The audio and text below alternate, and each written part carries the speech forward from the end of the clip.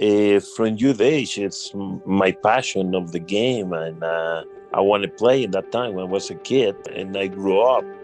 I do love to coach, and I think I like to promote the sport, and I always have a good vision to see how can we grow better players, how can we have top level players.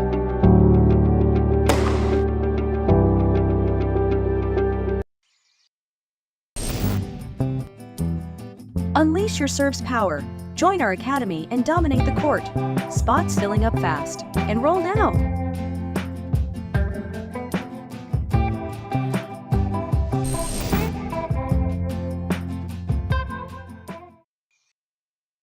Welcome to the Silicon Valley Tennis Show. I will be right back.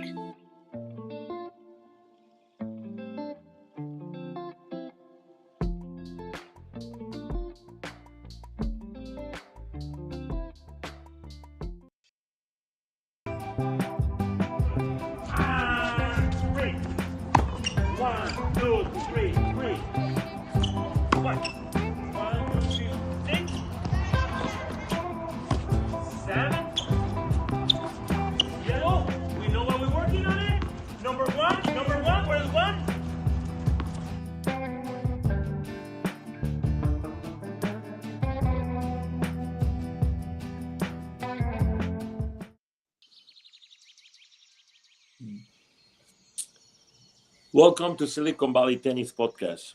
I am Francisco Ruiz, and today I have a special guest, Dr. Alice Chin. Dr. Alice Chin, health therapist, fitness coach, dedicated to make wellness simple and accessible for good athletes, or for any kind of athlete. Today, we will discuss strength training and workout for young players, tennis athletes, of course, and join the secrets to peak performance, injuries, and preventing on the tennis courts. Alex, good morning. How you doing? Good morning. I'm doing great. Thank you for having me on here. Super excited to chat. Great. We will be back. We will be back very soon to do this show. We are ready to start. All right. From youth age, it's my passion of the game, and I want to play in that time when I was a kid, and I grew up. I do love to coach, and I think I like to promote the sport, and I always have a good vision to see how can we grow better players, how can we have top level players.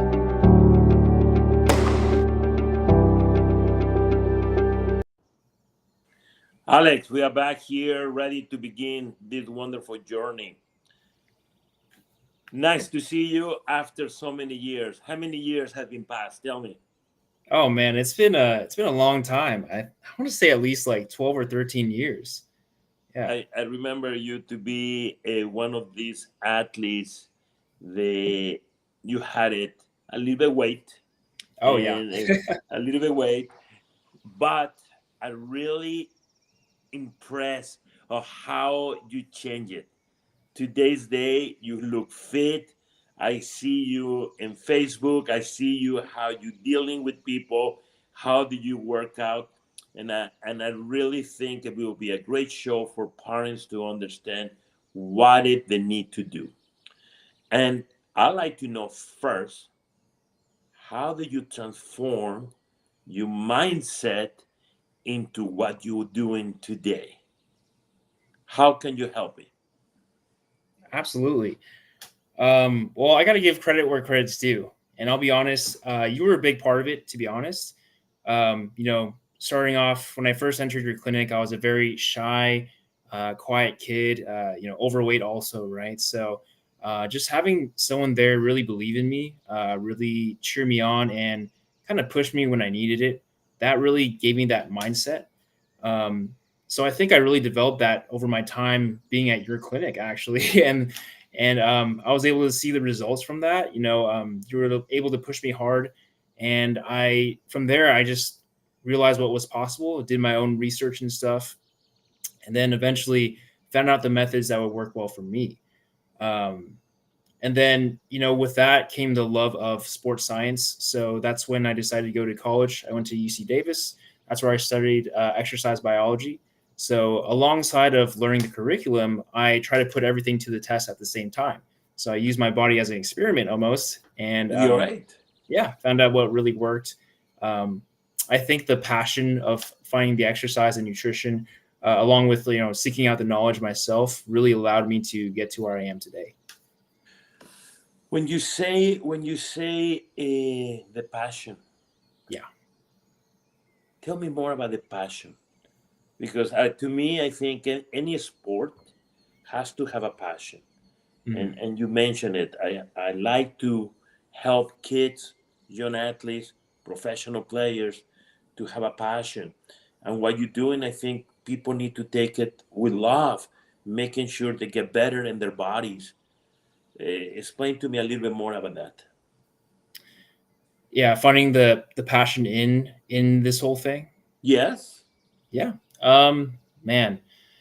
Well, I would say in the beginning, it's always really difficult, right? It's really, really hard to get started, right? But once you get going and you start seeing the progress, start seeing the changes in the mirror, and then that kind of brings you along and keeps you going for a little bit longer, right?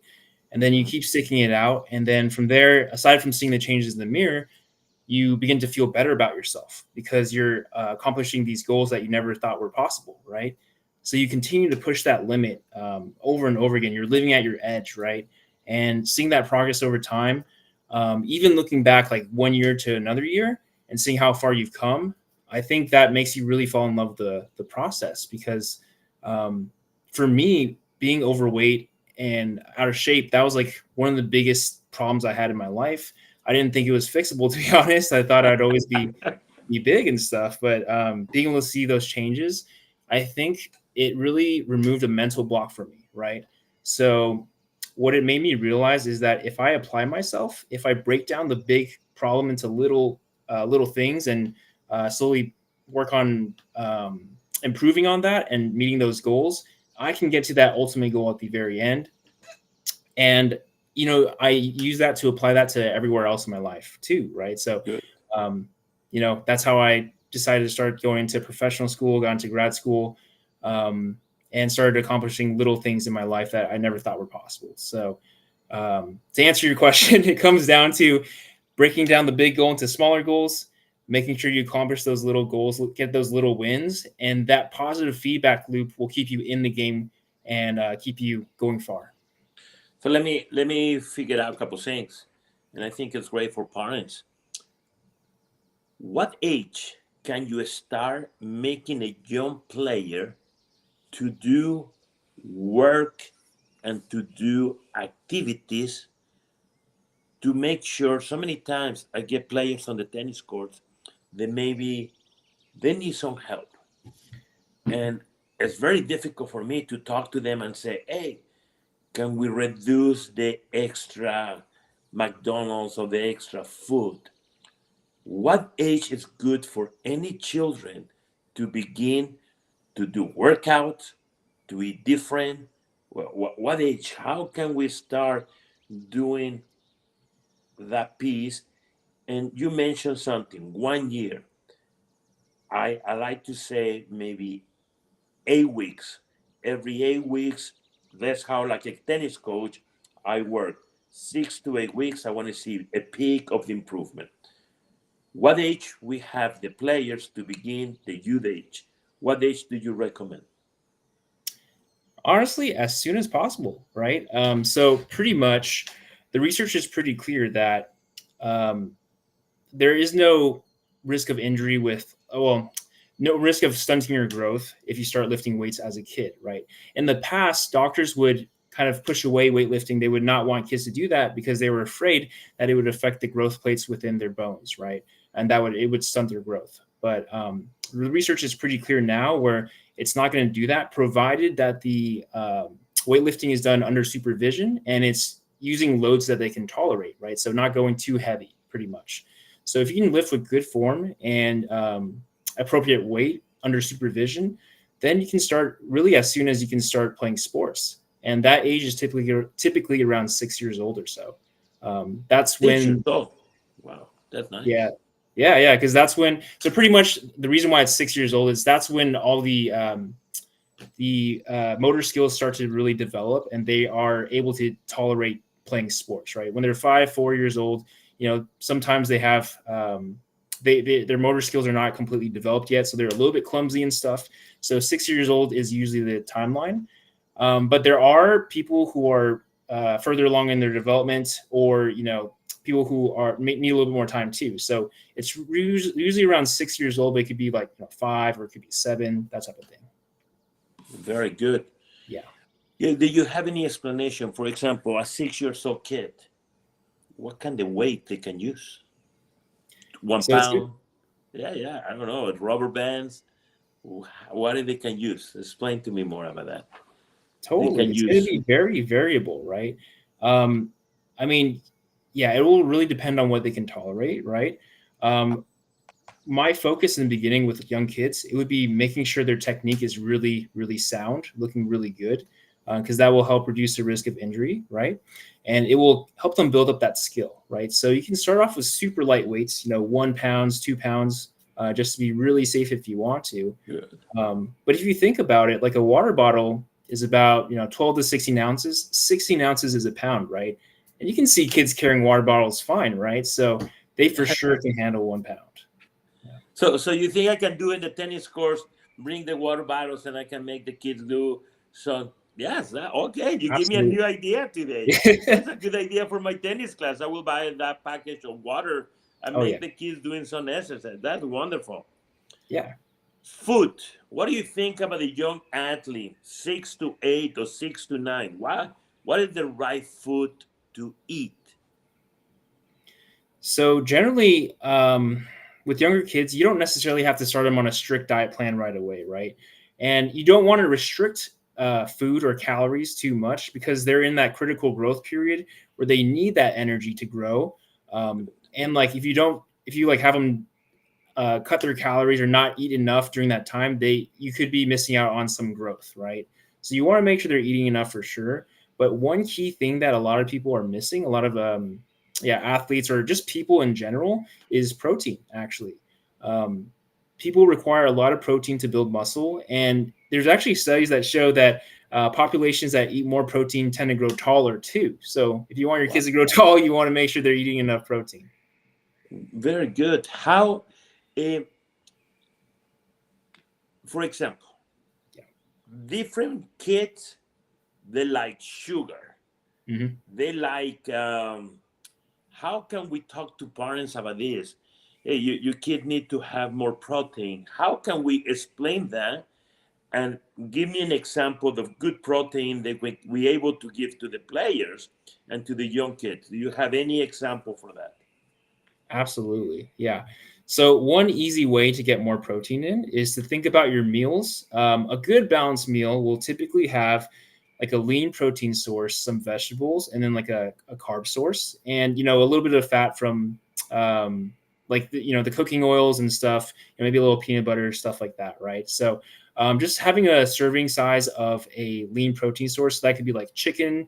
I like chicken thighs. Chicken breast tastes too dry, so I'd recommend chicken thighs. Ground beef, lean ground beef, lean ground turkey. You can do fish as well. If you're vegetarian, you could go like tofu. There's good vegan options such as I believe it's called seitan. And then if they're still having trouble getting protein in, you could also do whey protein. Those protein powders, completely safe for kids, right? You can just think about it as food, right? So just like with every meal, just making sure they have a serving of protein. You could do like a palm-sized serving of protein. That's going to be really, really good. And in terms of sweets, because that's a big issue. If they want something sweet that can taste good, I actually just had this for breakfast. So you can get Greek yogurt because it's very high in protein. And then you can put like honey on it and fruit, and that will be a sweet treat that's also very high in protein. You can also mix it with like protein powder to make it into sort of like a pudding.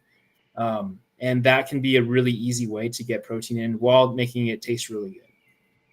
How many hours in advance they should be eating before they go training? It will depend on what they eat, and then pretty much what they eat. If it's quick digesting or slow digesting, anywhere between 1 to 2 hours before training is a good idea. The biggest what will determine like the time before is how well the athlete digests their food, right? Some people digest food really, really well. Some people will take a while, right? So if you want closer to the to your training time, say like 1 hour, I would choose something that's very easy to digest, simple carbohydrates.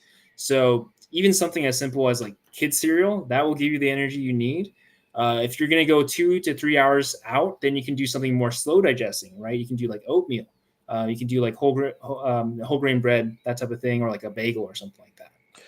So, for kids that take in my summer camp, some kids will take my summer camp, and they will be there from 8:30 in the morning to maybe 12. Some kids will be there the whole day.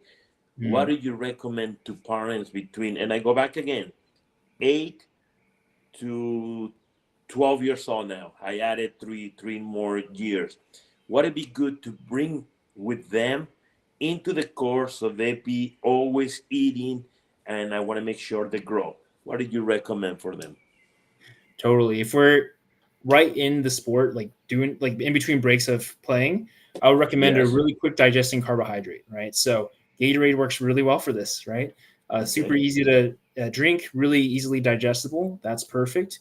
You can do really easy digestible fruits too, right? So I know everyone talks about bananas and oranges, and there's a reason for that because they digest really quickly. They give you that sugar that you need to get going.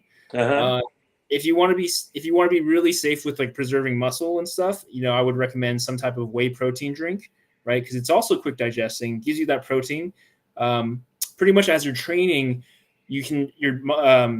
your muscle tissues, they kind of break down a little bit. So if we can begin that process of fueling the body while we're training, that can be a good way to preserve muscle mass and make sure that we don't get excessive protein breakdown. For players, for example, this week is a huge tournament. Many of our players, top national ranking kids, they go to Vegas to play this tournament. They leave Wednesday night, some of them leave Thursday morning. Would it be a good food in between, beginning today, Tuesday, Wednesday, Thursday? I want them to have a lots of energy. And people say, great food, the stomach, great for your heart, make it happy, make it energy. What it will be great for parents to understand, it's important to have great meals and consistent meals during the day. What do you recommend for these top national ranking kids? Because I don't want them to go to the tournament and in the middle of the match, they don't have any more energy. Yes. I remember a long time ago when I used to play, I used to eat whatever it takes. And many times happened to me. My God, I get so tired training. I get so tired mentally and physically. I don't have the right food in my body. Even to today, for parents, they go to work. Some of them may be tired because they don't have the right food. What do you think could be great to have? And we're talking different levels. We're talking top national ranking kids. What they should be eating beginning today? What do you think? I will make a comment about not thinking well with the nutrition and stuff, because I definitely noticed that too. When I started to fuel appropriately and really pay attention to my nutrition, my productivity increased so much at work, and I actually even got a raise because of that, because I was working so efficiently. I could think clearer and stuff. So nutrition is often undervalued, I feel, and it's hard because we're busy, we have lives, especially if you have kids, you got to take them to tennis practice. It's hard to be on top of it, right? But if you can spend a day or two on the weekend just preparing meals ahead of time so that you have a plan of good, healthy meals, then it's really going to make the process smoother. But in terms of, if we're going to answer the previous question, pretty much in terms of acutely what we can do to ensure that our athletes do the best that they can at the competition, I'd say 2 to 3 days out, try to get more carbohydrates, right? So carbs are the energy source for our body. Okay. So I would bias more of that. And then you can ease off on the protein and fats a little bit. So fats can actually slow down digestion. So you don't want to have excessively too high, or else you're going to feel bogged down and slow, right?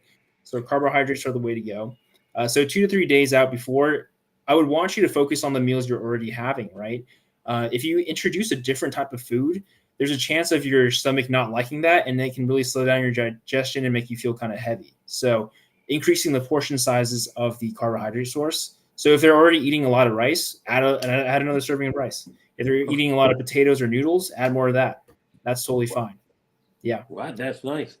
And for players like the athletes that we work, what level or how many hours it would be good to do some training like weightlifting, like rubber bands? How many hours during the day?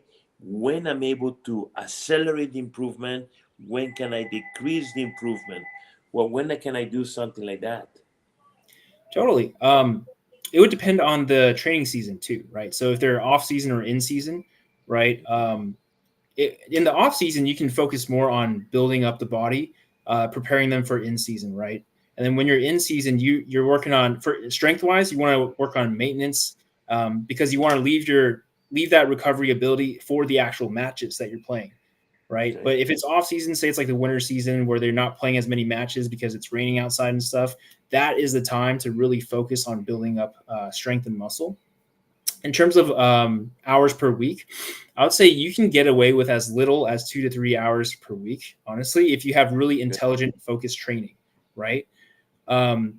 In terms of like general strength work, right? And then, of course, you would maybe add a little bit or have some time to do specific strength work that's more catered towards tennis.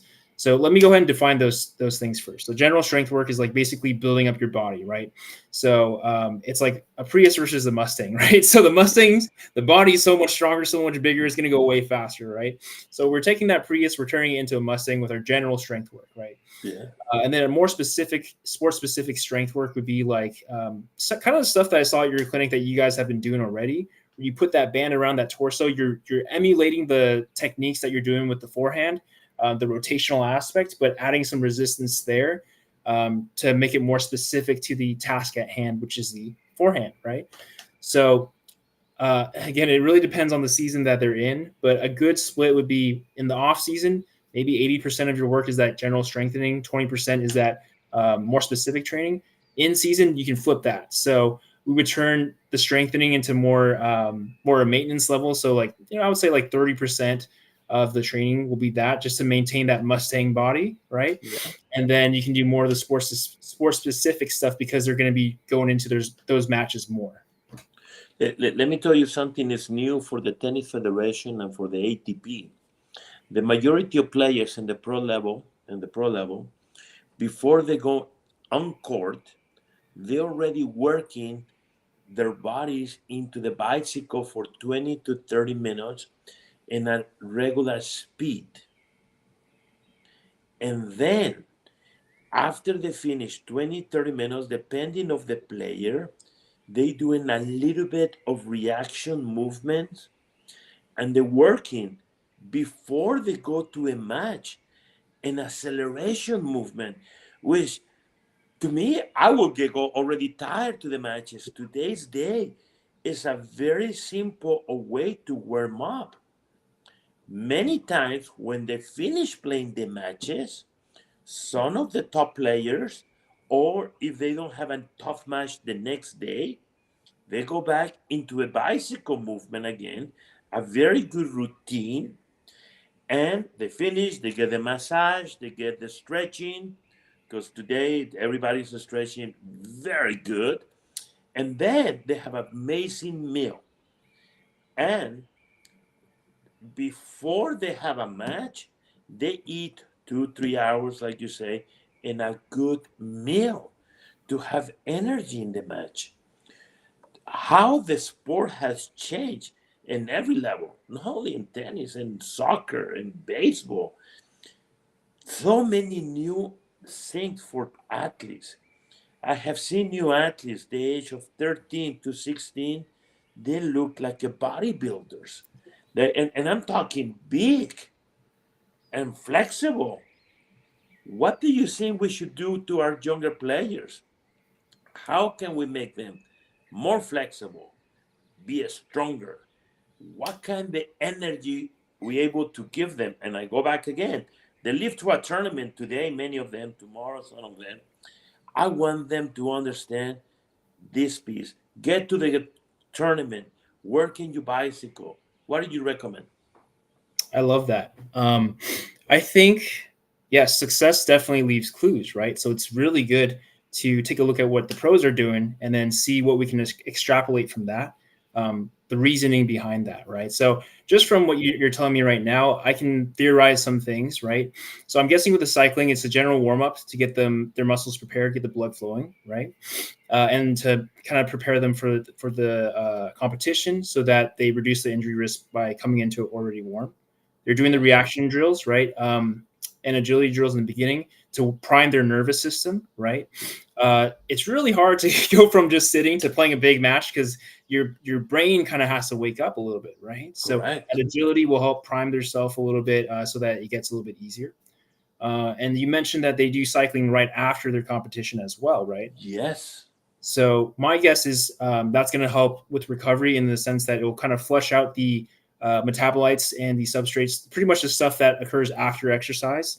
There's kind of like waste in your body, kind of like that lactic acid, right? So that's going to help clear it out a little bit better, help quick start recovery. So I'm guessing that's why they do it. And generally you want to stretch after exercise, not before, Okay. like static stretching at least. So, yeah. Okay, good. Good. Keeping notes of this because that will help me to Yeah. be more better coach, helping kids how to make it better. Injuries. What do you think about injuries? Why people get injured many times? Yeah. One more thing I wanted to add before we move on to this topic, but I just want to add Okay. something onto that last point. But I think strength training is so valuable for the athlete, right? So I want you to think about it like this for any parents who are listening, right? So say you have your 13-year-old who's training right now, or like you get them to start lifting, right? So you get them to lift and develop their body so well that by the time they hit 14, their chronological age is 14, right? But their body is the age, physically, it's the age of a 16-year-old. So imagine this: you're a 14-year-old with the body of a 16-year-old versus another 14-year-old. Who's going to win? All things equal, right? Their skills the same, but this guy's body is like a 16-year-old's body. So I think it's super valuable to get them started as soon as possible.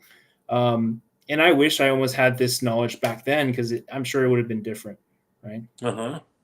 Yeah. So about this knowledge, what do you think, like a coach, like someone like me today, I can help parents, young athletes to listen to this, to be into the new ideas? How can we help them today about that? I What do think you just recommend? presenting the information, giving these simple analogies, right? Like the whole Prius versus Mustang analogy, the 14-year-old with a 16-year-old body analogy, right? Yes. Yeah. And I think breaking it, like talking it into their language, right? So a lot of physical therapy or just like training in general is communication, right? So if you can communicate your point across, like I went to school, I know all this knowledge. This was one of the challenges I was having in the beginning. I would be super technical with a patient and then they still wouldn't do what I wanted them to do, right? But once I started to change the way I was talking to them, communicate in their language, bring it down to their level, they were more able to buy in and actually do what I wanted them to do, right?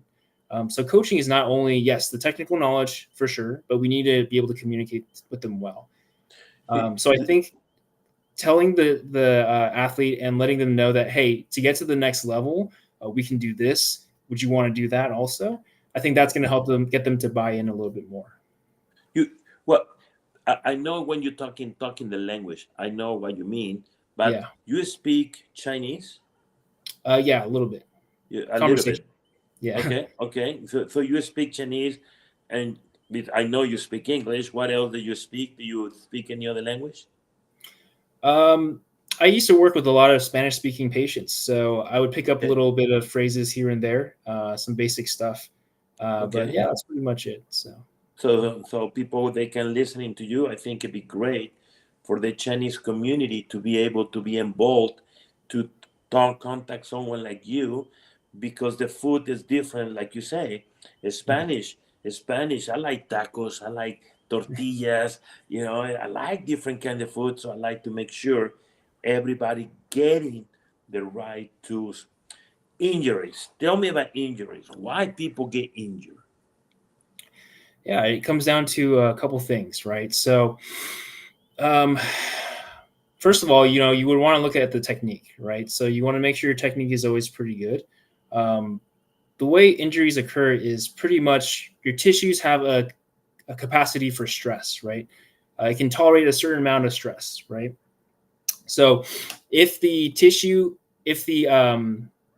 movement or the action exceeds the amount of stress that the tissue can tolerate, then you can get injury over time, right? Okay. So by improving our technique, we minimize those stresses on those tissues. We kind of move it in a way that's the most optimal, that disperses those stresses. So one specific tissue isn't being stressed too much, right? Okay. And if we think about that model also, the tissues also have a capacity to improve how much they can tolerate too. And we do that by strength training, actually. So strength training, a full range of motion, a deep stretch, right? Preparing your body in the types of movements that they'll be doing, right? So for example, let's talk about like shoulder injuries, right? So with serves, sometimes you have to kind of reach back and really extend out like that. So a good thing would be to work on strengthening there, right? Yeah. Doing some shoulder presses there, because you're preparing that body. If your body can tolerate, 20, 30 pounds doing that overhead press, right? Then with a racket that's like what, less than a pound or so, maybe a pound, it's going to be super simple, super easy, right? So those are some things there, but even beyond that, there's also your lifestyle, right? So it comes down to recovery, right? Because whenever you train, you incur some type of tissue damage here and there. But the thing is, your body is able to recover from it for the next session, so that when you go in, you're fresh again, right? But if your recovery is not good, in the sense that you go into the next session and the tissue has not fully recovered, over time that tissue can break down and cause some injury. So right now that you say that, sorry to interrupt you. No Alcaraz, to me, I think is an amazing player. He's getting injured almost every other tournament. Yeah. What I think he need to take a break. They need to recuperate his body. And right now, he just got injured in Brazil, ankle injury. He's already playing here in Indian Wells. You're talking less than 20 days. Wow. I prefer someone like him. A step away from 2 months, and I understand the play by the points, but his body will be more stronger, rehabilitation better. I think that's what we need to do. For young athletes, it's the same thing.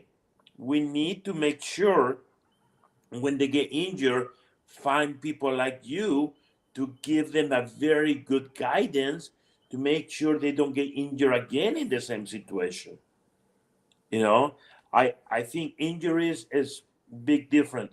So normally you work with what kind of people that you work normally? Totally. So in the last 2.5 years at my previous jobs, I was working with people who got injured at work, right? So a lot of it would be a lot of blue collar workers, policemen, firemen also, so drivers also, so people who do a lot of heavy lifting here and there. And a lot of people don't really think of them as athletes, but they kind of are, right? Because every day they're lifting heavy stuff, they're moving around so much. So that's what my approach would be, just to kind of treat them as athletes, really train those certain things that they need to work on. And then for my health and fitness coaching business, I work with a lot of busy working professionals. So people who, are busy with work and they have a hard time losing weight and building strength and lean tissue. Pretty much that's what I work with, because I'm kind of in that same boat where when I first started working, I actually gained weight again. And then, so I had to find a really time efficient way to make sure that I was able to get back to where I was before, which I did. And now I help people do that. Okay. So when you make these things happen, what is the session? 1 hour, 2 hours? What is a session for a player, for an athlete? How long it takes daily, 3 times a week, 4 times a week? Give me a simple routine, Monday to Friday, when you take a break. Give me a routine of something like that. Absolutely. Very good question. I think if you're already training tennis at a clinic or something, such as your athletes, right? They're already training a lot per week. Is it like 3 times a week for you guys or 2 times? Some players they have 4 times. Some players even the top national ranking kids they are 4 times Friday matches. But we try to make sure they're ready for the tournament on Saturday or Sunday. Depending, if I know the players like this week, the kids that live into national rank, they practice Saturday, they practice Sunday, they practice very heavy. Monday, I reduce the intensity of practice. Today, Tuesday, it will be very simple. When I say simple, they will wear points, but I do not make it stressful in their body. So the kids that will come tomorrow before, with some of them leaving on Thursday morning, I will make sure they just finesse, give a touch, and make their mind clear. That's what I will do. So, but if you are not playing in a tournament the next 2 weeks, I do load you a lot. In the summer, I don't know if you remember, summertime, I really make sure the first 3 weeks I give you everything. Why? The 4th week I reduce a little bit intensity to make sure players improve. When they get into the 5th, 6th week, we can see the improvement, the peak, and then I reduce again. But for people like me or people, young kids, how often they should be doing weightlifting, how often they shouldn't stop, how that works. Totally. Yeah. So if they already have a heavy workload, such as some of your athletes, I would begin with 2 times a week first, and then we would slowly work up to 3 days a week. Right. Uh, Currently, I actually just train 3 days a week with weightlifting, and it works perfectly fine. It works really good, especially if you're really busy. Each session maybe about 45 minutes to an hour or so. And then in terms of how they would be structured, you would do 1 day of rest in between, right? So you could do Monday, Wednesday, Friday, Tuesday, Thursday, Saturday, stuff like that. Good. Yeah. The way I would structure it is I would begin each session with your individual rehabilitation work if you need that, right? So if you have some injuries, I have a couple clients who have some back pain. So usually we'll open with a little bit of some back rehab type stuff to prepare, to prepare them for the lifting session. Okay.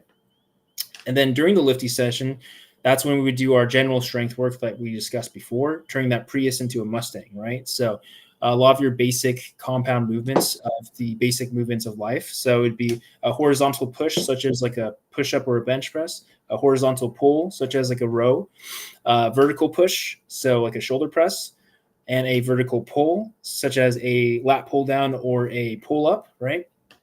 And then you can do your leg work too, which would be like a hinge pattern movement. So that would be like a deadlift or a squat, and then a squat, which is basically like a barbell squat or a goblet squat.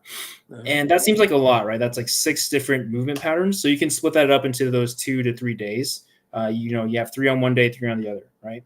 And then from there, we can do, depending on what their sport is, we can do some more sport specific stuff.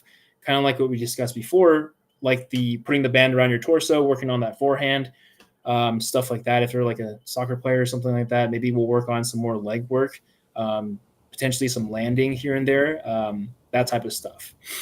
And also, depending on the phase that they're in season or off season, we can switch the order, right? So maybe if they're in season where they need to focus more on their sport specific stuff, after the rehab stuff, we would do the sport specific stuff and then the general strength stuff, making sure we do this, put this at maintenance and not pushing too hard here, right? And then it'd be the opposite in the off season. You have your rehab work first, then you have your general strength stuff, a big portion of that, and then your sport specific stuff down there in terms of session. So nice. I saw my son doing something different today. So he was doing pull-ups, and we used to have the belt where he's holding his head to do the pull-up, and he said, no, I'm going to change it. I'm going to put weights in my ankles to make sure it gets more difficult. Even the training for weights has changed. Many times people say you need to do heavy weight, less repetitions, or l- not a heavy weight, more repetitions. What did you recommend? It's very goal specific. So depending on your goal, if you want to build muscle, right, there's studies that show anywhere from 5 to 30 reps is really good. So, which is a huge range, right? Which is great. Mhm. You can take into consideration other things too. Lower reps typically have a higher chance of injury, right? So, if you're coming off an injury or if your joints are feeling pretty cranky, you can try to opt for those higher repetition sets. If you're purely just going for strength, so in the sense of strength, that would be, making sure that we don't build mass, but we still get that nervous system firing really fast. Then you would want to do very low reps. Anywhere from 3 to 5 is good, and Uh-huh. then try not to push those close to failure. Failure being you cannot perform the next rep, right? So strength work, a lot of it is skill development. So you do not want to be too tired for that. But with hypertrophy, getting your muscles big, growing muscle, you want to get closer to failure to tax that muscle so that it can come back and grow bigger. So, and you do this for boys and girls the same, Correct. or do you vary? If the girl is a little lean, the boy is a little lean, how do you make the decision to help them to accomplish? I don't know if you can have the girl doing 30 pounds and the boy doing 30 pounds the same age. It makes any difference in between? Absolutely. It's all relative too, right? So uh, and also females in the younger ages, they tend to develop faster than the males, right? Um, and then they finish their growth around 18, while males can grow until 22, 23, 25 even. They can still grow Mhm. smaller, right? So, but in the beginning, girls will develop a little bit quicker. So girls might actually be able to do more weight than guys if you take the age as equal. But the biggest concern is the pretty much you want to see their change over time, the delta, right? The change. So you want to see that they're getting stronger over time, and it doesn't really matter where they start, right? Someone can start at 20 pounds, someone can start at 10 pounds, but as long as they're getting up more and more over time, Yeah, we can yeah, ensure yeah. building strength. Good. How can you make, for example, players to make sure they don't get injured? They just supervise one by one. How that works? What is the technique that you're looking for a young player? How do you do it online? Do you do it in the gym? How did that make it happen? Explain to me more about that. Yeah, totally. So pretty much, I have my clients, excuse me, I have them take videos of how they're lifting, right? So it's really good because I can see their technique first of all, and I can see the amount of effort they're putting in, right? That's the main way I do it through online. Um, yeah, and then you can kind of give cues, and then I would also sometimes record myself showing the correct form on how to do the technique, as well as give over like voice notes on like coaching. And then oftentimes, or like sometimes, I'll even have them do a live call where they'll show me the exercise, and then I'll kind of give them pointers on what to do. Good. Push-ups. You know me. I love to say 5 push-ups now, 10 push-ups now, 25. What is the good amount for a young player? And I don't know if you can break it down.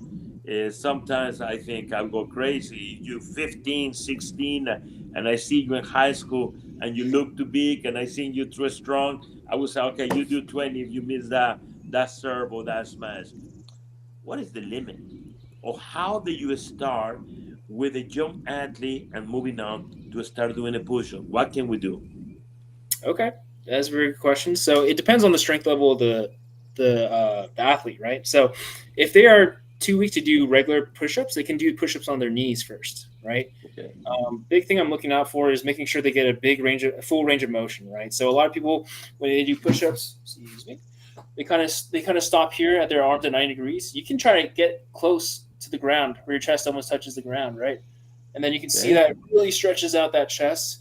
Because when we play tennis, right, we're not stopping here. right? We can sometimes go back this way, right? So that's actually an injury protective way of doing things, right? If you can train that full range of motion, because when you pull the tennis racket back, right, you're opening that chest up. So doing a push-up that way would be really helpful. Uh, Let me stop you. yeah. Today's the game has changed. You are not bringing any more full emotion of the swing. Oh, okay. Today is a more compact swing to create faster reaction in the arm, and you do work a lot in your movement and your forearm rotation and your shoulder standing. In the past, I have to say, it's a long extension arm. Today, we have to be careful. Keep going. Sorry, I needed to say Oh, it. good clarification. I like that. I'm always happy to learn new techniques and stuff. So, in that case, it's not as necessary, but I still think it's a good idea for injury prevention to train that full range of motion for sure. Okay. So once they get over the knee on their knees, if they can do like above 30 reps on their knees, then they're ready to level up, go onto their feet, right? And then from there, again, you can gain muscle anywhere from 5 to 30 reps, right? As long as the last few reps are very difficult, you're starting to slow down. You almost like fail, right? So you go there, right? And then you would have to make it harder if they hit that 30 reps and beyond. That means they're really, really strong.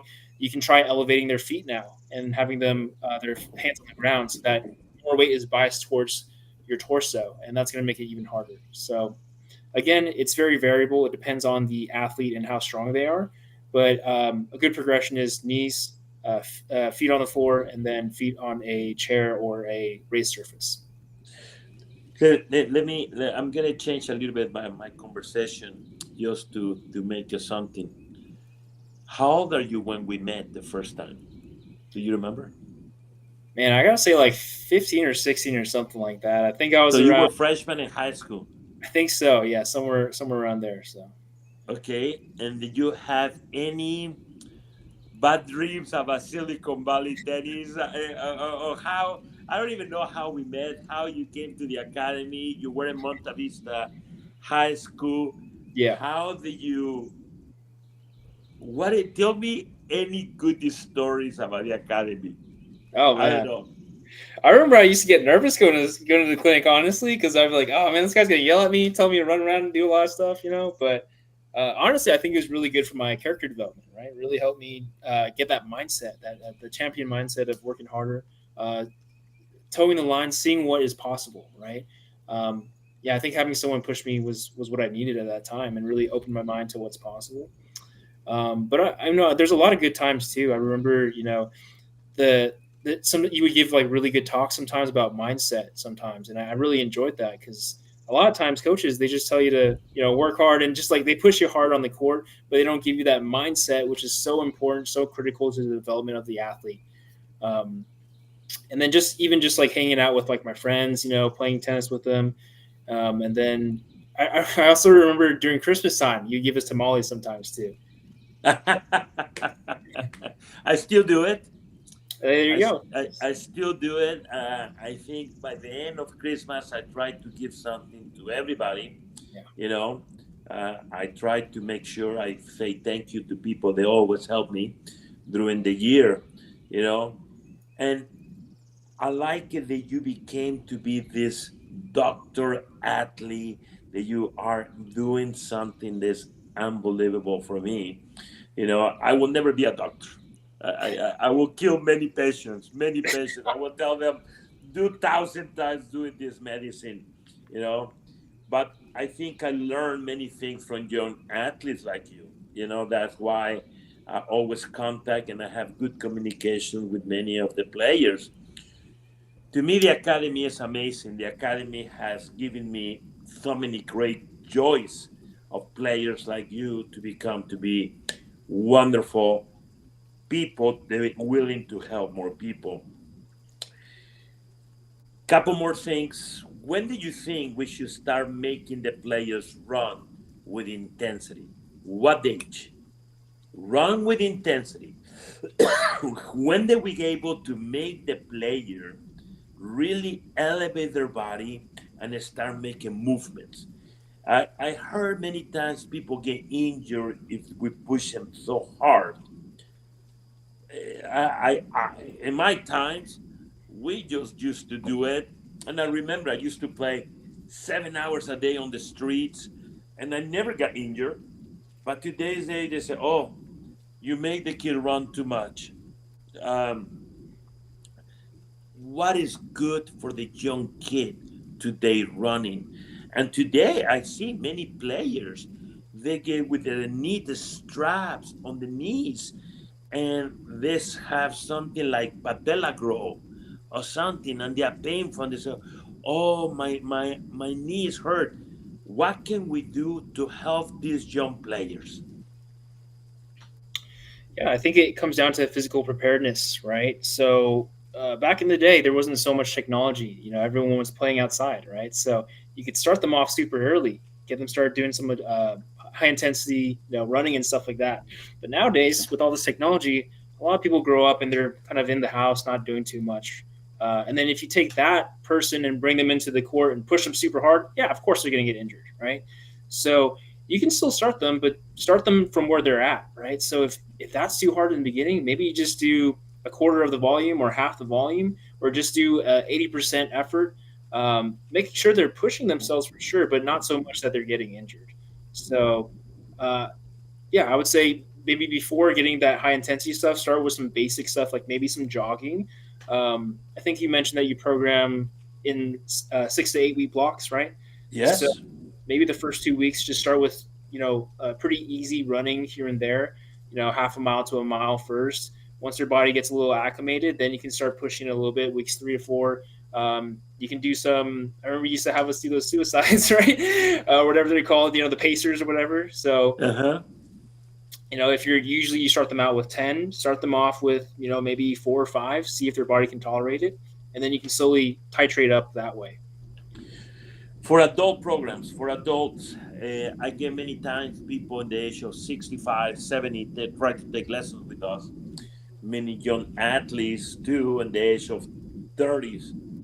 And when I get an older person, regardless, I'm a little younger than them, and they're 75, I feel like, wow, what am I going to do?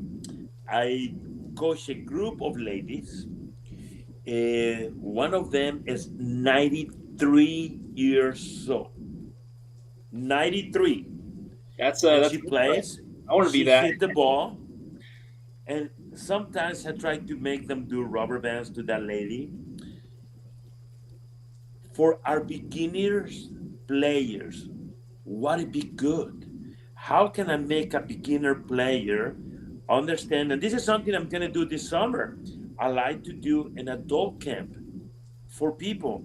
So when they come, introduce a little bit weight, a little bit rubber bands before they start hitting the ball. What do you recommend I should do? And how can I help all these players on Google, from Apple, from Amazon, from Facebook? They're going to come to me. How can we do it? How can we start a very simple program? Okay. So if they're adults and they are working at Google, big tech companies, they're usually pretty busy. They usually not exercising, right? So you want to meet them where they're at, right? So you can start with like a general, very easy weightlifting program. Maybe you can they should be able to tolerate 5 to 10 pounds or so.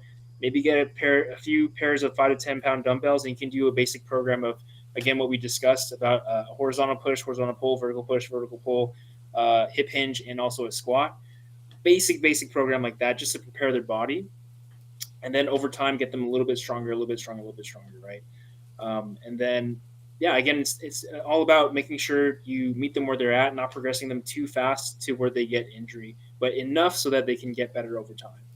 Okay. And delicate balance that you kind of have to find per person for themselves, because each person has different lifestyle factors, stressors in their lives too.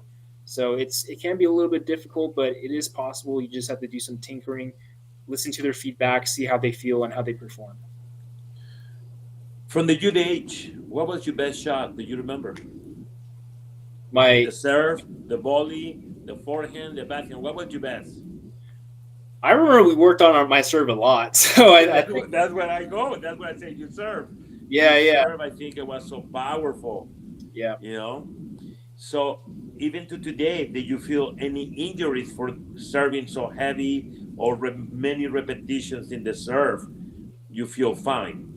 I like to see you can go to the course and go show these kids what are you capable to do, and your serve was an amazing thing. And sometimes you forehand used to drive that forehand so aggressive with the new technology that you have, making players, making them stronger. I think you will be a wonderful trainer for them.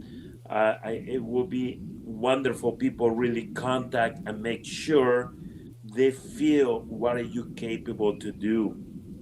You know, we have few more minutes left to show people what can you do for make them better in their lives. I make them happy hitting the tennis ball.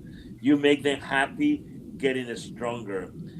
Give me a few more ideas. How can we help these people from Google? Like you said, tech companies. I see them, they come to the core and they try to hit too hard. I want them to understand a little bit getting in shape first. How can we start?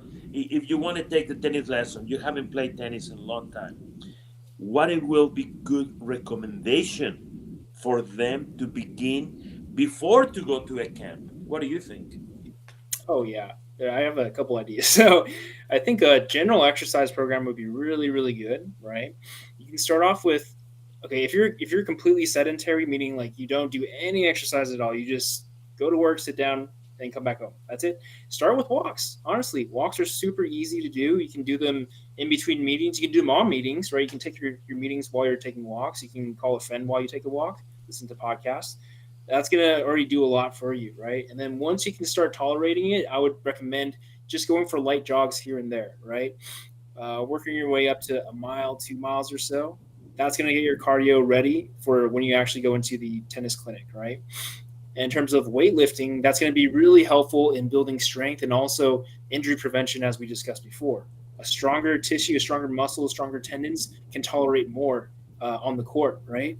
Um, so that would be really good. Basic strength training program. I would do that 2 to 3 times a week, depending on what's available. Steps wise, try to aim for anywhere from 5,000 to 10,000 if you're completely sedentary, haven't done anything, right? Get that every day if you can. And then, nutrition, focused on getting a lot of protein in. That's going to help build up those muscles so that your time in the gym is spent well. I'm going to go off on a little tangent right now, but one of my biggest pet peeves is like people are going super hard in the gym, but their nutrition's off and they're not maximizing the gains for how much work they're putting in, right? It's almost like you're kind of trying so hard for nothing almost. Okay. Right? So you just do it right, then you don't have to do it again, right? So that's what I would recommend there. Perfect. Perfect. Very good. I really enjoyed this conversation with you. I think our audience will get many great tips from this part.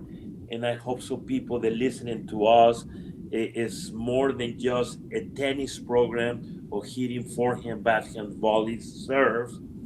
It's people like you helping to make them better lives. I think it's wonderful. Alex, it has been a pleasure to see you again.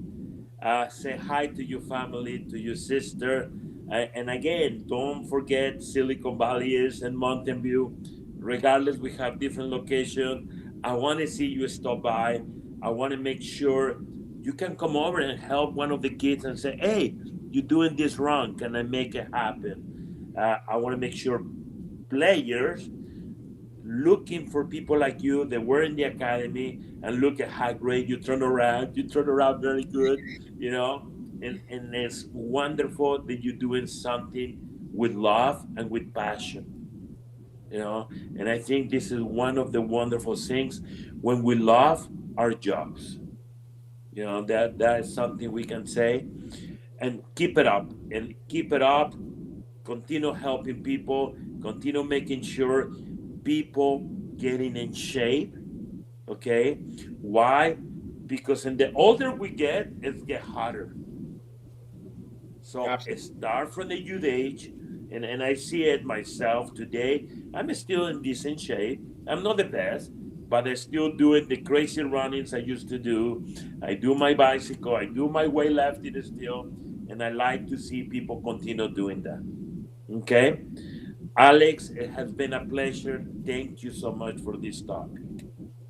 All Thank right? you. It's been great being on, great catching up, great chatting, and I'll see you soon at the clinic. Perfect. Thank you, guys. Thank you. And I see you again. Have a good day. See you. Bye-bye. Bye.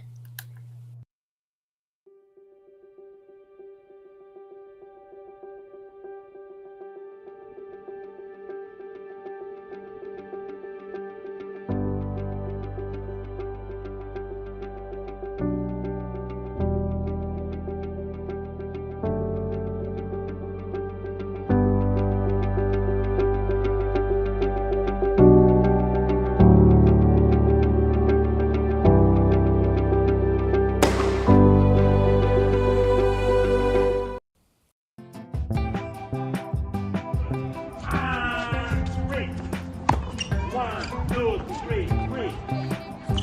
One, two, 6, 7.